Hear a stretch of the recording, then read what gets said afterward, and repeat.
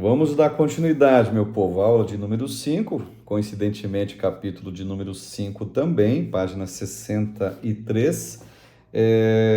Patrística e o Império Romano Cristão. Cristão com todas as aspas possíveis e imagináveis. Aqui está o grande golpe, tá? E nós vamos falar bastante sobre esse grande golpe aqui. Bom, fique comigo aí, tá? No início do século II, a igreja se expandiu para além dos limites do Império Romano, tá? Chegando até as fronteiras da Índia, abarcando muitas nações e raças. Os bispos estavam em toda parte, governando as igrejas, e cada uma mandava, em sua própria diocese, tá? E esse crescimento da igreja e a aparição de seitas e heresias impôs a necessidade de se estabelecer um canon do Novo Testamento. Tá? Então já começou nessa época essa necessidade, ano 200, século II. Olha, é o seguinte, o canon vai ser esse aqui, tá? Nós vamos seguir estes livros. Tem tanta coisa dos pais apostólicos, que já citamos o nome de alguns, tá?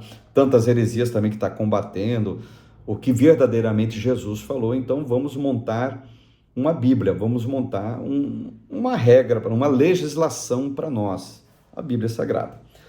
O canon do Novo Testamento, tá, gente? A formação do canon foi um processo gradual. Os 27 livros que formam o Novo Testamento foram conquistando o reconhecimento de escrituras inspiradas, ao passo que outros livros foram gradualmente postos de lado e rejeitados pelas igrejas, pelas comunidades, pela eclésia da época, tá?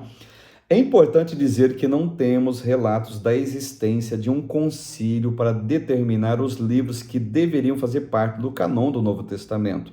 Os concílios da igreja apenas ratificaram as escolhas já feitas de forma natural pelas igrejas. Não teve um concílio que diz o seguinte, olha, os livros do Novo Testamento, aqui começa em Mateus e termina no Apocalipse, são apenas estes 27. Não, quando os concílios foram acontecendo, os 27 livros já eram aceitos, já eram divulgados normalmente como palavra inspirada, como palavra de Deus. Não teve um concílio único para colocar os 27 livros do Novo Testamento, tá certo? Não existe, então, referência sobre a data do reconhecimento completo do Novo Testamento, tal como o usamos atualmente, porém sabe-se que no ano 300 depois de Cristo, o canon do Novo Testamento já estava fechado. Ou seja, no ano 300, disse o seguinte, Novo Testamento começa em Mateus e termina em termina em Apocalipse. Novo Testamento começa no escrito do Evangelho de Mateus e vai terminar no escrito do evangelista João, que é o mesmo que escreveu 13 epístolas e o mesmo que escreveu o número 4 da Bíblia, que é o quarto evangelho, o Evangelho de João. Apologistas e polemistas. Os apologistas e os polemistas foram defensores literários do cristianismo no segundo século, diante das acusações contra o cristianismo por parte dos intelectuais do Império e diante das ameaças de grupos heréticos. Ou seja, esses dois grupos se levantam para defender o que já estava escrito nos 27 livros do Novo Testamento. E aqui tem alguns deles, na página 64 e 65, Justino Mártir, tem aqui o Atanégoras de Atenas, o Teófilo de Antioquia, tem um tal de Aristides, do ano 134, tem o Taciano, do ano 120, data de nascimento deles, tá? O Melito de Sardes, Irineu de Lyon, e tem vários apologistas aqui, o Tertuliano, citado na página 67, que defenderam o que estavam, tais como, página 68, Clemente de Alexandria, Orígenes, Hipólito, e assim sucessivamente. O Cipriano de Cartago, o Lactâncio, citando ele viveu no norte da África, era professor de oratória, argumentou contra a religião e a filosofia pagã e apresentou um relato sistemático da atitude cristã em relação à vida. E aqui na página 6.9, a relevância dos apologistas. Os apologistas levaram a público a mensagem cristã, defendendo-a vigorosamente contra mal entendidos e falsas acusações. Realizaram os primeiros confrontos intelectuais do cristianismo com a cultura circundante e fizeram um esforço de apresentar a fé cristã de modo compreensível, no caso. Eles foram muito além das reflexões simples dos pais apostólicos. Articularam um pensamento formal, racional e sistemático sobre as implicações da mensagem apostólica. Fizeram valiosa reflexão sobre as crenças mais importantes a respeito de Deus e de Jesus Cristo, embora não tenham traçado uma nítida distinção, isso vai acontecer mais à frente, entre Jesus e o Espírito Santo. Então, os apologistas foram importantes para aquela época, evidentemente, e são importantes para hoje. Porque, observe, gente, as piores heresias é tirado da Bíblia, desculpe o termo, pela má compreensão dela, má interpretação, má aplicação dela. Não se pode isolar textos, e tem muita gente que, ao tentar combater a Bíblia, usa a própria Bíblia. Interessante isso, né? E tem muita gente que tira aberrações das páginas das Escrituras pela forma com que isolam algumas situações e textos das Escrituras. É aí que funciona os apologistas, que são defensores da fé ortodoxa cristã. Defende aquilo que é o correto, aquilo que é o certo. E precisamos de apologistas hoje, porque estamos vivendo, com toda sinceridade, uma pobreza de púlpito, tá, gente? Uma pobreza mesmo, tá? Tem gente que assume o púlpito, mas não tem palavra para entregar nesse mesmo púlpito, e por aí vai. E o povo precisa ser mais bereano, mais seletivo naquilo que se ouve dos pregadores e ensinadores atuais.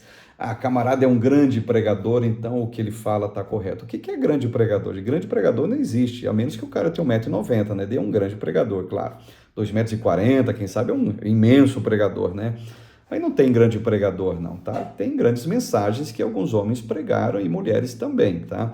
Agora, um fato importante que tem que ser lembrado: elogios mataram mais profetas do que perseguições. O grande pregador ali, chegou o homem de Deus, muito cuidado até com essa palavra homem de Deus, inclusive essa alcunha homem de Deus, isso é dado na Bíblia para 7 pessoas, tá? Apenas 7 pessoas receberam a alcunha de homem de Deus. Hoje qualquer pessoa deu um pulinho para lá, um pulinho para cá, falou uma palavra de efeito, não, homem de Deus. É muito perigoso isso nessa atualidade, uma atualidade hedonística, egocêntrica, de culto à personalidade. Hoje nós vivemos, tá? De uma vaidade desenfreada em muitos líderes cristãos que se julgam grandes semideuses, não admitem, mas é a forma com que se pensam, né? Grandes líderes que agora são empresários, basicamente, empresários da fé, né? Isso é um absurdo. Eu fico pensando, se esses apologistas, que eu citei alguns nomes aqui, vivessem na nossa época, o que é que eles pensariam? Como é que eles encarariam a forma com que o evangelicalismo brasileiro e mundial, se bem que tem muitos locais do mundo, citei alguns locais, a Síria, a Grécia, por exemplo, que não tem mais nada de evangelho, acabou totalmente, e que o Brasil não vá por esse caminho, que as Américas, a América do Sul, América Central e a América do Norte não vá por esse caminho, porque há uma certa resistência, existe resquícios de evangelho ainda, tá? Mas essa pureza, aquilo que era no início, infelizmente hoje está acabando. E vamos fazer meia-culpa aqui. Os pregadores atuais têm essa culpa, gente. Muito vaidosos, gostam de uma polêmica, gostam de entrar numa rede social, fazer uma polêmica, botar um texto lá só para ver o efeito, para polemizar, para viralizar, likes, seguidores, essa coiseira toda, essa bagaceira toda que você sabe exatamente do que eu estou falando agora, tá? E na página 69 aqui, Constantino e o fim da perseguição. Olha o golpe aí, como eu falei no começo lá. Bom, o início do século IV, tá certo? Representa o fim da era tá entre aspas aqui até na nossa lição. Representa o fim da era da igreja perseguida e o início da era entre aspas também, do Império Cristão, de 312 a 590 depois de Cristo. Os mártires cristãos pertencem agora ao passado. Ninguém vai nos perseguir porque a gente é crente, tá? Começa assim a cristianização do império e a interferência imperial nos assuntos da igreja. Olha o casamento aí. Vamos celebrar o casamento, Constantino. Qual o casamento? A igreja se casa com o Estado agora. Aqui está o golpe. A igreja se mistura com a política, tá, gente? Aqui está o golpe, tá? Ainda bem, eu vou ser bastante irônico agora, né, nessa acidez verbal agora. Ainda bem que a igreja não se mistura com o Estado, né? Ainda bem que a igreja não tem braço político, né? Ainda bem que não temos interesses políticos, não é verdade? Ainda bem coisa nenhuma. A igreja está envolvida, a igreja de Cristo, seja ela evangélica, seja ela católica, seja ela o que for, tá? Ela está envolvida até o pescoço com a tal da política, até o pescoço. Eu penso o seguinte: a política lá e a igreja aqui são duas coisas que não devem se misturar. Mas hoje usam o cristão como massa de manobra política. Nós sabemos disso, ora, e não é nova a história já é velha, tá? Olha o golpe aqui, tá, gente? Então assim começa a cristianização do império e a interferência imperial nos assuntos da igreja, tá? No final do século III, o Império Romano estava quase devastado. Muitos imperadores tentaram obter o trono. E aqui tem uma citação do Shelley que diz o seguinte, olha só. O caos e a anarquia se espalharam por todo o império. O assassinato de um César era sinal para que as tropas romanas, em algum lugar, aclamassem um novo governante. Às vezes, as guardas pretorianas baseadas em Roma faziam a escolha. Outras vezes, a escolha era feita pelos exércitos das fronteiras. E à medida que o século III chegava ao final, a maioria dos romanos estavam desesperados, viam o império rapidamente descambar em ruínas e a outrora civilização orgulhosa prestes a afundar num mar bárbaro. Então há necessidade de fazer alguma coisa aqui, tá? Preste bem atenção. Após a morte de Galério, o imperador do Oriente, se instaurou uma luta pelo poder imperial. Na primavera de 312, Constantino, filho de Constâncio, Cloro, avançou sobre os Alpes para expulsar seu rival Maxênio da Itália e conquistar Roma. Quando ele atacou o inimigo, cuja força militar era superior à sua, na Ponte Milvia, do lado externo das muralhas de Roma, disse ter tido um sonho, o Constantino, onde ele viu uma cruz no céu e as palavras: nesse sinal, a vitória. Isso o convenceu a avançar e ele obteve a vitória em 28 de outubro de 312.